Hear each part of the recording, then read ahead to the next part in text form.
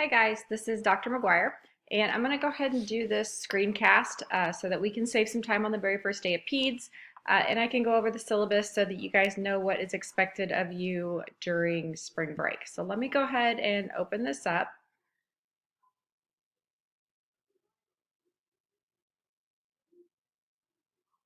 All right, so this is the syllabus that should be embedded in your 221 course right now. And so the schedule is going to change a little bit, as you guys probably saw from your calendar that was released in January. So what our theory class is going to be is we're going to be on Mondays from 10 a.m. to 11:30 and Wednesdays from 11 to 12:30. So instead of one day a week, we'll meet twice a week and we'll do 90-minute lectures um, for those times, okay? I've got all of the PEDS orientation and clinic dates listed there for you guys. So orientation will be Friday, May 19th. All sections are expected to be there. I believe I've got us in the H building in the normal classroom. And then we will start around April 8th, beginning with section 1, section 2, section 3, section 4, and then I'll just go every Thursday and Friday until we get everybody done in April. Okay. It is imperative that you attend orientation. If you do not attend orientation, then you will automatically get a failure for the course because you can't have orientation or you can't not have orientation and then attend the clinic days. So please, please, please make sure that you attend orientation. Please make sure that you attend your clinic days because I am packed full this semester with getting people caught up from previous PEDS courses. So I don't have any wiggle room to kind of slide you into other sections. So make sure you guys have the dates, make sure you're off work as scheduled, and then let's get these clinic days knocked out, okay? All right. There is all my contact information, okay? My office is G218H. My office hours, I haven't posted them yet for the second 8 weeks. But more than likely they will probably be Mondays and Wednesdays for a little bit of time, and then you can always catch me on Thursdays and Fridays during before and after our clinic times as well. There is my phone, my extension number, which that is not the easiest way to get a hold of me. If you really need to get a hold of me, make sure you email me. My email goes directly to my phone, so that's definitely going to be the easiest way to get a hold of me. For our textbooks, we will be using, there's my book, Pediatric Nursing, the Critical Components of Nursing Care, second edition. This is Rudd and Kosico. This is an F.A. Davis product. I do not require you guys to do the online resources for the PEDS portions, so you're more than welcome to have a used book for this course.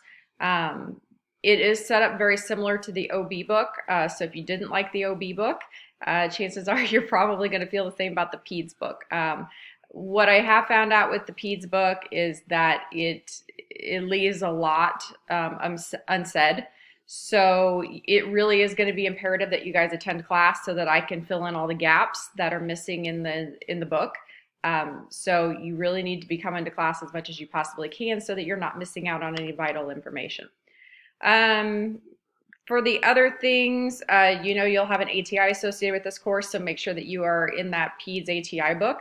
I do not expect you to use Pediatric ATI book as your primary source for this course. I have had students in the past who have tried to only use their ATI book and they have not been successful, okay? It's designed to be a supplement, so please make sure you guys are using it as such. Do not use it as your primary source of education in this course, okay?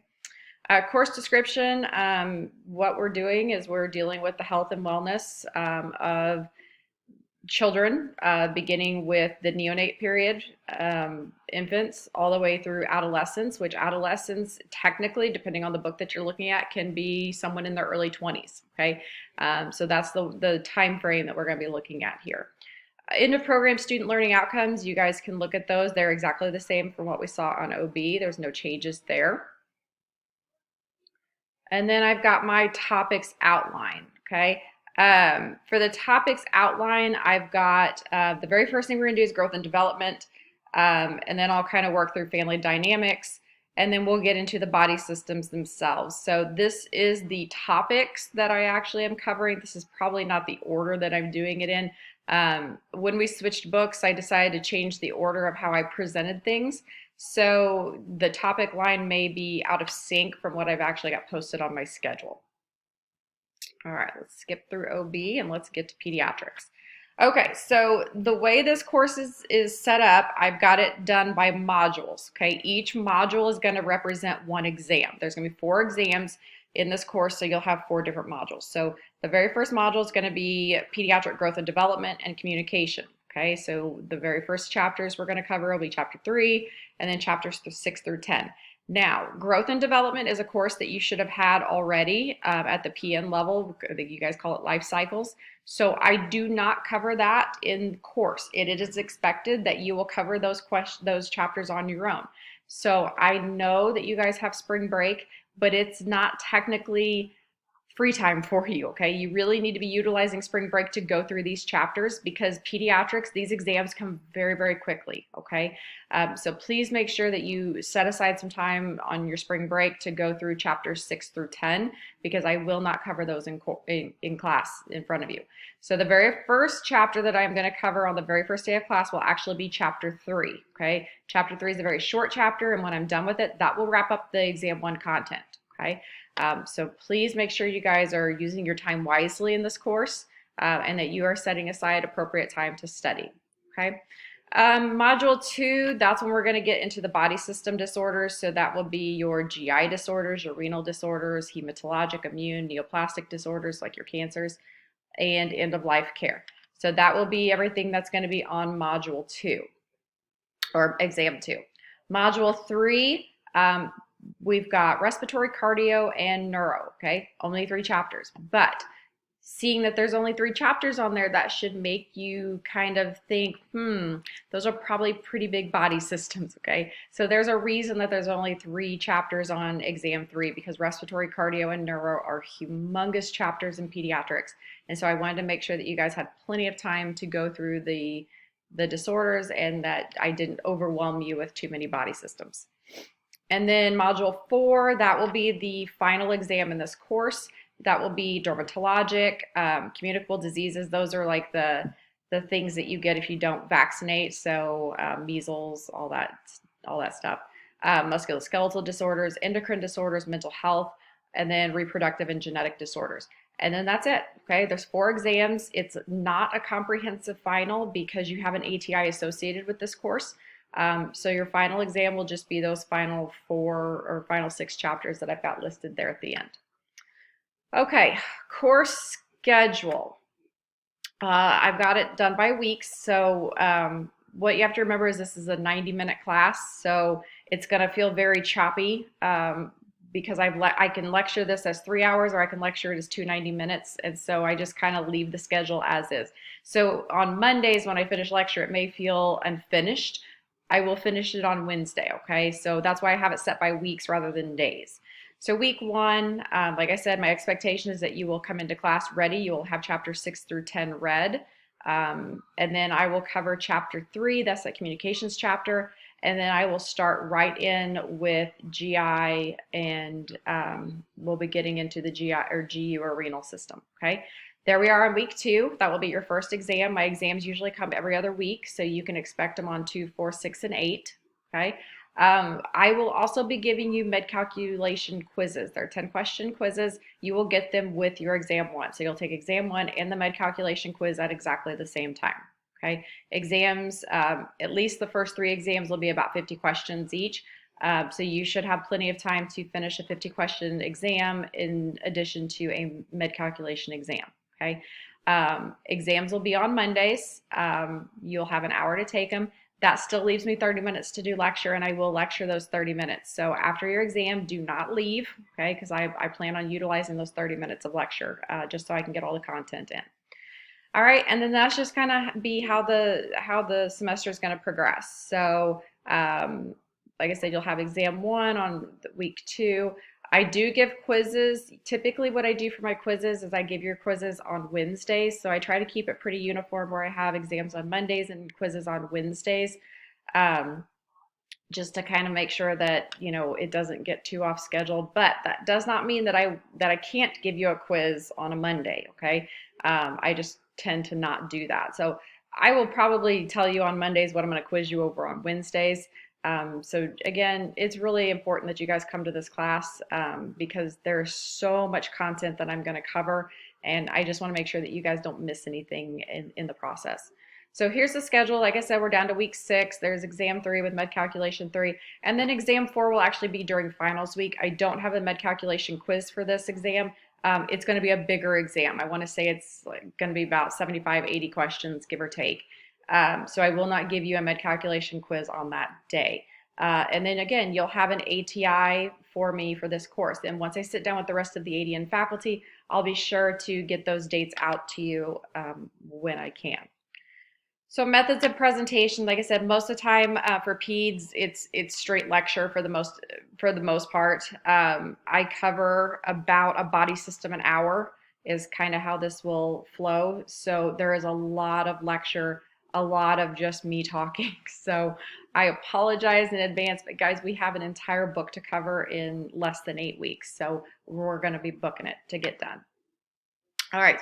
Method of evaluation. So like I said, you've got your exams, you've got your quizzes, you have your ATI, you have your med calculations, excuse me, and then you have 24 hours of clinics for pediatrics, okay? So don't forget those clinic dates. Please make sure that you guys have asked off work or do what you find childcare on those days, because again, I don't have a lot of wiggle room to move you guys around in here. For the clinicals for pediatrics, they are pediatric simulated learning scenarios. It's a very good clinic rotation. Like I said, I know you guys are kind of done with case studies, but this is way more interactive that I'm going to do. I'm going to actually teach you guys how to manage a very, very sick child with respiratory illnesses, with shock scenarios, and of course, cardiovascular. So it is very, very beneficial. You'll get a lot out of it. So I hope you guys are looking forward to it, because it is going to be a really, really nice thing that we're going to do right here at the end to kind of wrap up everything that we've done this year. Grading scale, you guys can see the grading scale. Please keep in mind for peds and OB, 221 is one course.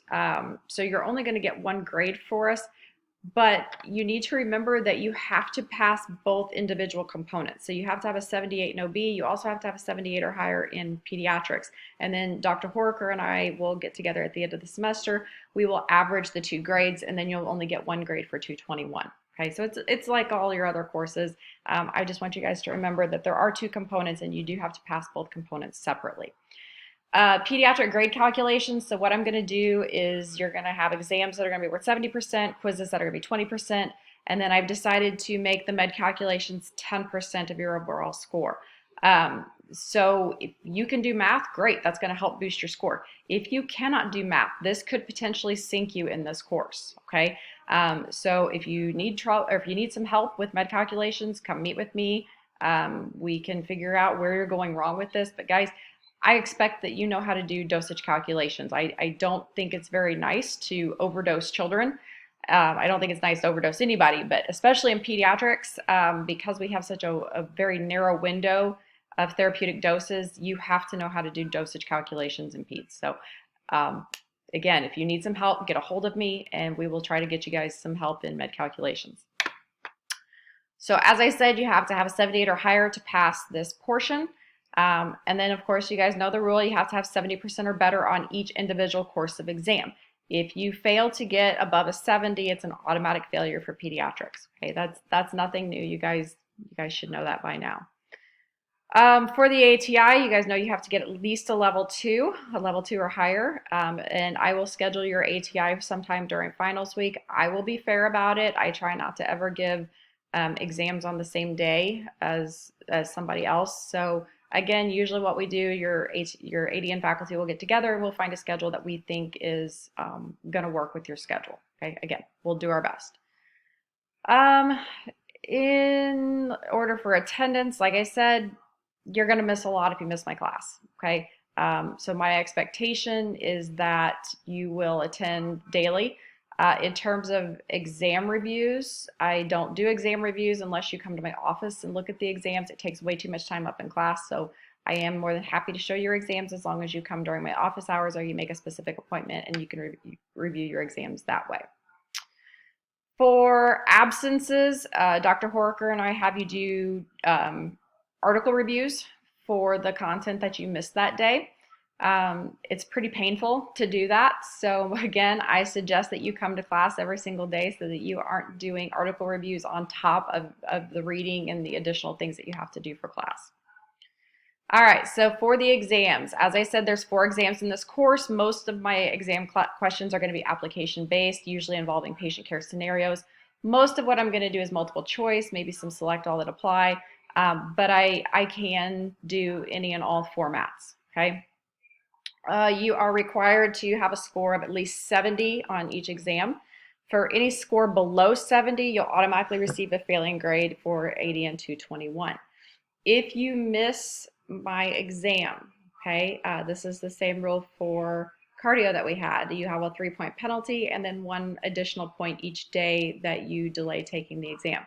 I also want to make it clear that I have the right to administer an alternate form of the makeup exam if a student is not there on the exam day. So if you miss the exam because of illness or whatever reason you have, do not expect to take the same exam as the rest of your classmates. Okay, I do have makeup exams and I will utilize them just to preserve the integrity of my exams. For the quizzes, like I said, they can occur at any time during the pediatric component. They can be multiple choice, true, false, select all, apply, fill in the blank. If you are absent for the quiz, you will get a 0. There are no makeup quizzes. Okay, so again, it's really important that you guys are attending all the classes and that you are participating as best as you can. Pediatric Community Project, again, this was wishful thinking. I was really hoping we could do the egg extravaganza this year, but I have not been told that we are allowed to do this. So in its place, like I said, we will be doing the pediatric simulated learning experiences, which again, I wish we could all do this egg extravaganza, but times being what they are, it's just not going to happen this year. All right, other than that, you guys know all the other rules of academic honesty, safe practice, effective care, professional behavior, incivility. I mean, these are not new things, guys. These are all things that we have been dealing with this entire school year. So I assume that you guys know how to behave in class. I assume you guys know what's expected of you by this point. I do want to make sure that you guys are doing your practice ATIs. I'll get those practice codes up to you as soon as I can. You do have to have a 90% or higher before you can even sit for the ATI. So once I get those practice codes up, you need to start working on them as quickly as you can. And it is your responsibility to keep me in check. Like if you feel like that you are not successful in my course, like you need to be meeting with me and finding out what's going on. Why am I struggling here? Okay, I don't want us to get to the very last week of nursing school and you be failing pediatrics and it come as a complete shock to you. Okay, so if you're having issues, get a hold of me. I'm more than happy to meet with students. But otherwise, we got 8 weeks left, guys. So let's get in there. Let's finish this up and let's get you guys out of this program. Okay. If you guys have any questions, email me, get a hold of me, and otherwise, I will see you guys after spring break. Thanks.